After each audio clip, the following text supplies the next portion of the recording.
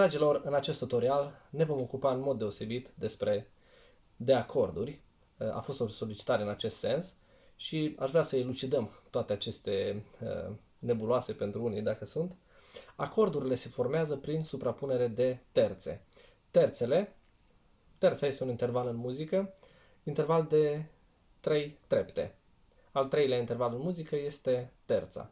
Primul este prima, al doilea secunda, al treilea terța, al patrulea quarta, al cincilea quinta, al șaselea sexta, al șaptelea septima, al optelea octava. Da? Cele 8 intervale, ele continuă, dar 8 intervale este bine să le știți. Ne vom ocupa de terțe, în mod deosebit, terța, și o să începem cu cel mai simplu acord, acordul Do major sau acordul Do mi sol. Da? O să avem Do și calculăm terța. Cum se calculează terța? De pe clapa Do urcăm 3 sunete. O numărăm și pe Do și pe clapa Do. Și avem 1, 2, 3. Terța lui Do este Mi.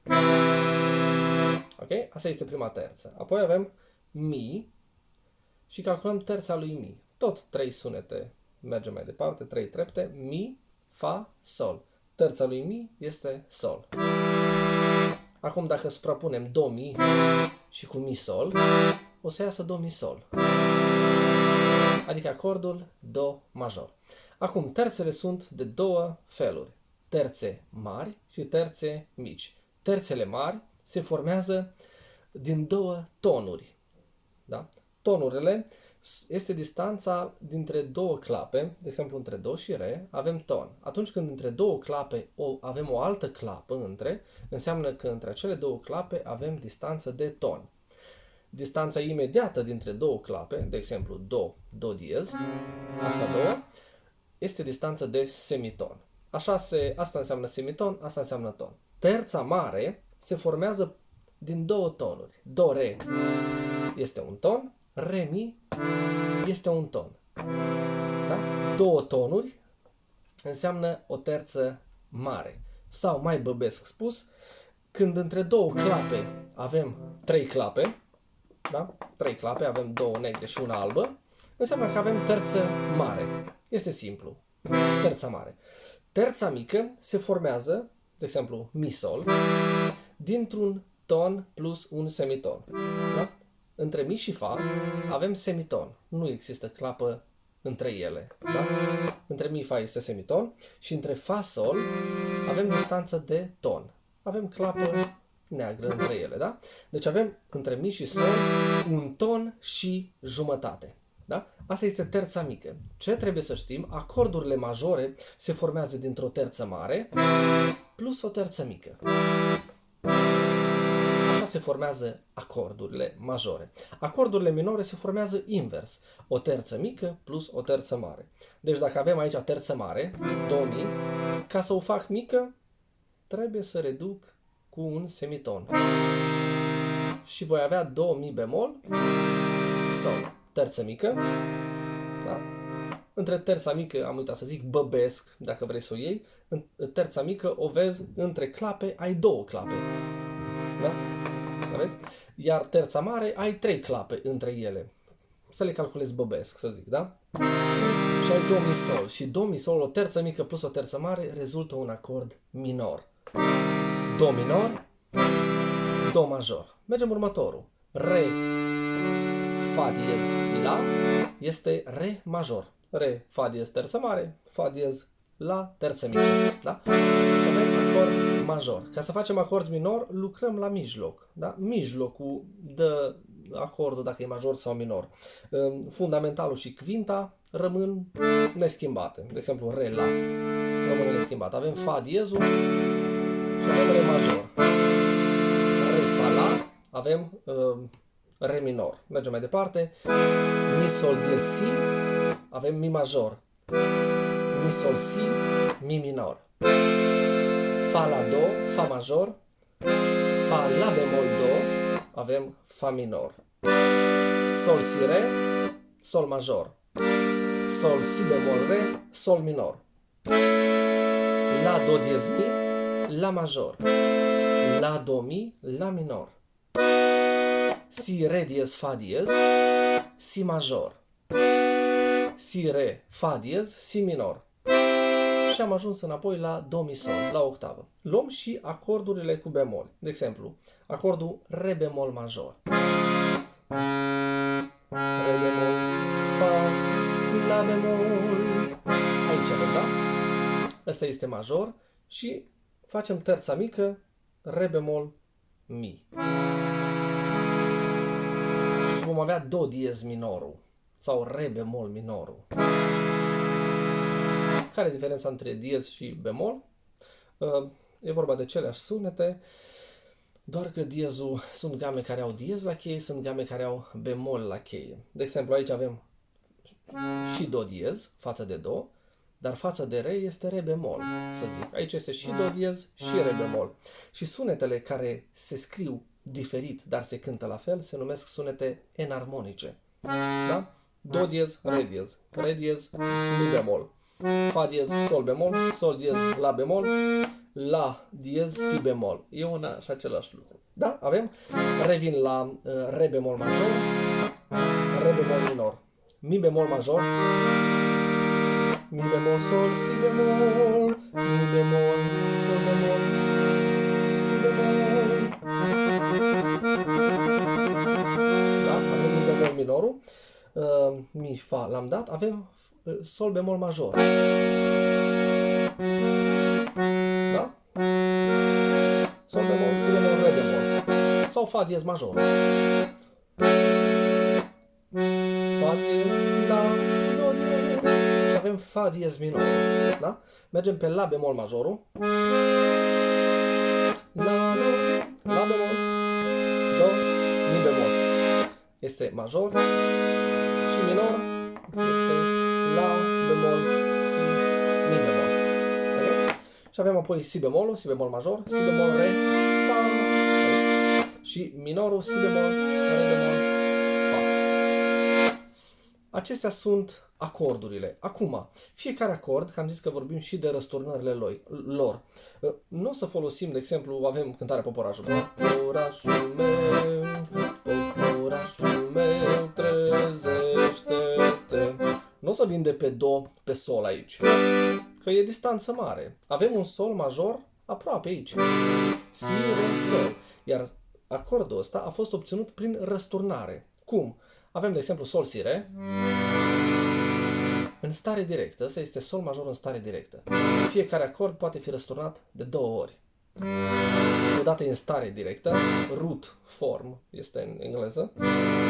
Și răsturnarea întâi, luăm primul sunet de aici și îl trecem la octavă, păstrând celelalte două, adică si și re îl păstrăm și ducem solul la care am renunțat de aici, îl ducem la octavă. Și uite, asta este tot sol major, dar în răsturnarea întâi. E sol major, nu e altceva, nu e acordul si. Dacă începe cu si, nu înseamnă că e acordul si, nu știu ce. Da? E sol major, da? Și mai avem și răsturnarea a doua. Renunțăm la si-ul de aici, păstrăm re-ul și solul și avem si-ul la octavă, îl trecem. Și de asta e mai ușor să trec de pe do pe sol aici.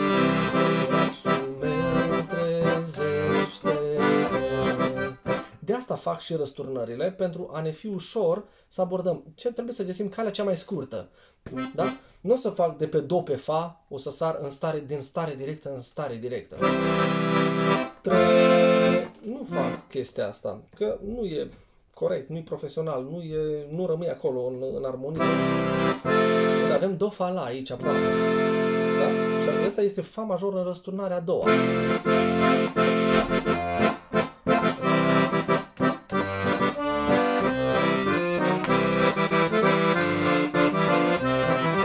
Ok? Asta e un exemplu. De asta fac răsturnările, ca să știi că fiecare acord poate fi cântat în încă două moduri. De exemplu, do, mi, sol, luăm do, mi, sol. Renunțăm la do de aici și îl cântăm la octavă, adică următorul do. Păstrând mi, sol. Și aici. Este bine acordurile de pe clape albe, care se formează cu clape albe, respectiv do major, re minor, mi minor, fa major, sol major, la minor, si micșorat, asta dacă vrei să-l folosești. E bine să folosești digitația următoare. În stare directă 1, 3, 5. În răsturnarea întâi 1, 2, 5. Și în răsturnarea, ăsta e răsturnarea, deci avem stare directă, 1, 3, 5, în răsturnarea întâi 1, 2, 5 și în răsturnarea a doua Sol, Do, Mi, tot 1, 3, 5, ca în stare directă și apoi iarăși în stare directă la octavă, tot 1, 3, 5. Și coborârea, aceleași acorduri. Deci avem Do major, avem Do major, avem Do major, avem Do major, da? Și îl putem integra într-un exercițiu, într-un vals. Do, Do major, Do major.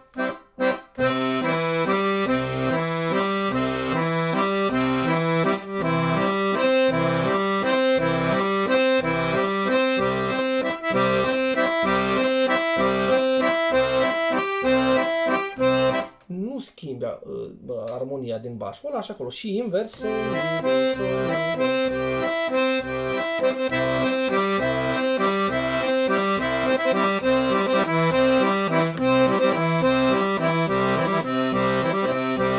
da, m-am jucat cu câteva clape, dar ideea este asta, da? La fel poți să le răstorni pe fiecare. Re bemolul.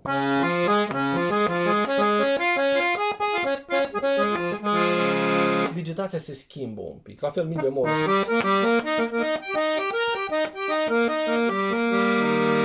Și așa mai departe, da? Poți să le răstorni, re major.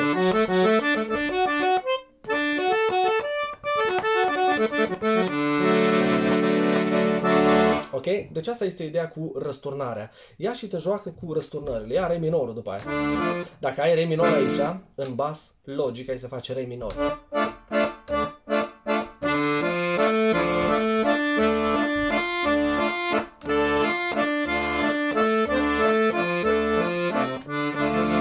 Bine este pentru început să-i dai de mai multe ori în fiecare stare. Stare directă, dai de multe. Apoi schimbi. 1, 2, 5.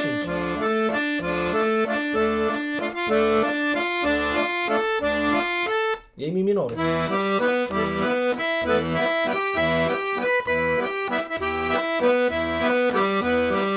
Iei fa majorul.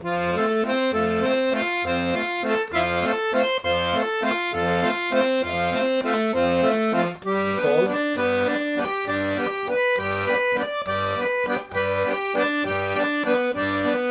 La minor.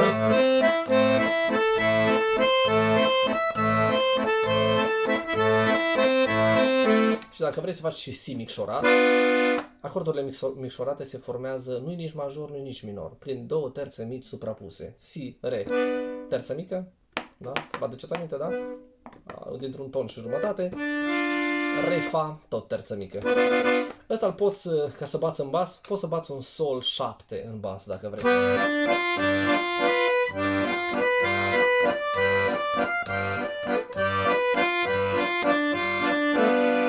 Și iar. Da? Și apoi poți să-i dai, dacă vrei o altă formulă să faci, cu un bas poți să faci 3 sunete.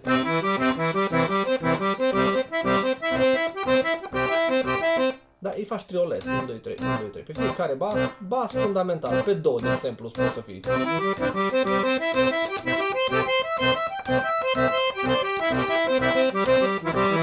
Re. Cât te ține claviatura acordeonului, poți să mergi, da? Cu răsturnările. Asta e cu acordurile, da? Fiecare acord e bine să-l știi, care e major, care e minor și bine este să-l răstorni. Ai, de exemplu, să zic, dacă ai mi bemol, da, ai mi bemol, da? Te duci în bas pe mi bemol. Ai re bemol, te duci în bas pe re bemol, da? Ai la bemol, te duci în bas, da? Sau si bemol major, dacă... Și ai răsturnat si bemolul, da? Și așa mai departe. Toate acordurile. Ăsta e un exercițiu bun și te poți învăța cu toate acordurile să le răstorni și să te joci cu acordurile și cu răsturnările. Am încercat să fiu cât mai explicit, cât mai scurt, zic eu, în sfertul ăsta de oră cât am vorbit. Sper să vă fie de folos acest tutorial, dragilor. Dumnezeu să vă binecuvinteze și cel mai important e să-L lăudați pe Dumnezeu. Dumnezeu să fie cu voi.